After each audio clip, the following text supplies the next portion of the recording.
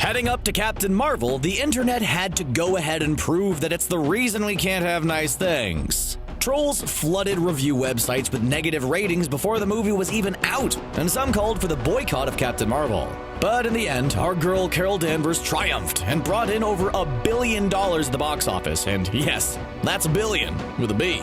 But if she really overcame the negatives, why was her appearance in Avengers Endgame so underwhelming?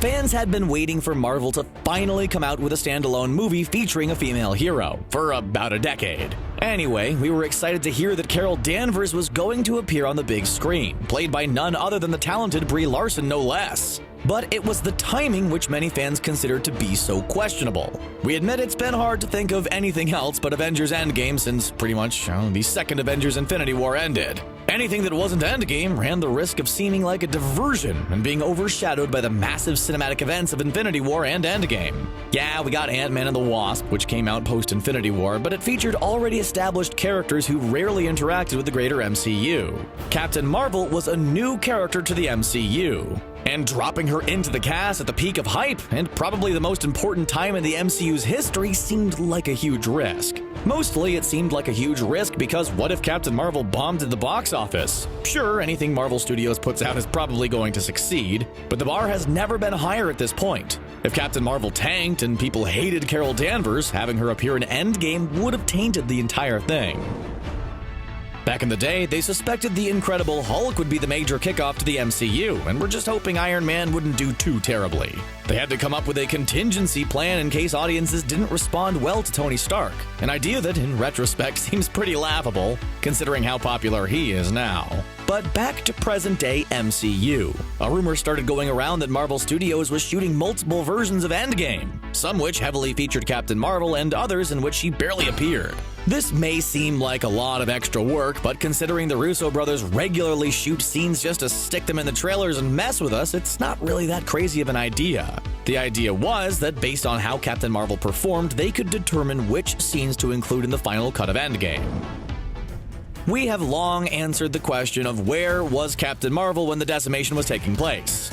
Well, at the end of Captain Marvel, we learned she was heading off into the unknown in order to help the Skrulls find a new home and expose the lies of the Kree. Plus, she was undoubtedly counting on her pal Nick Fury to page her if things went poorly.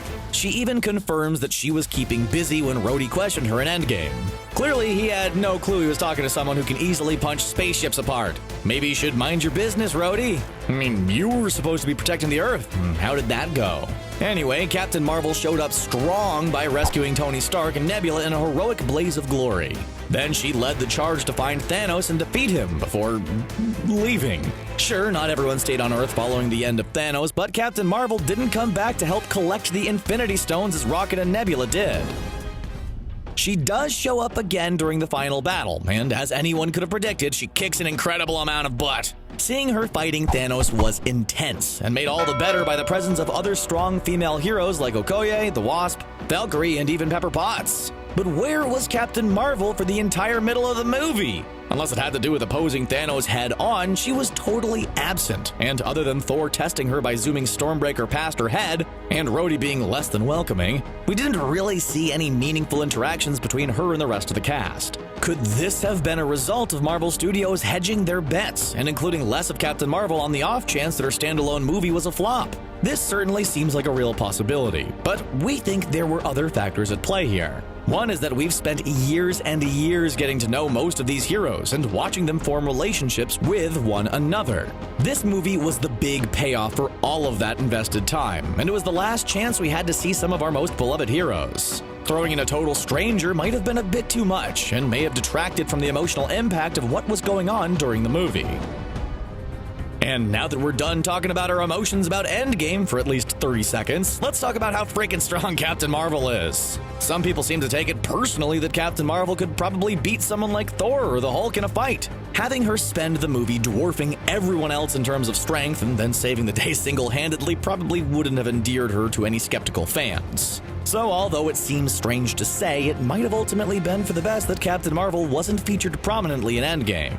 We want her to stick around for a long time, and if the biggest complaint we're left with after Endgame was that we wanted more of Carol Danvers, Well, we have a feeling Marvel Studios isn't going to let us down in Phase 4 and beyond. What do you think about Captain Marvel in Avengers Endgame? Do you think her standalone movie should have been saved for Phase 4? Or do you wish she was more prominently featured in the movie? Share your thoughts with us in the comments section below and then click on that subscribe button for more videos from CBR. See you next time.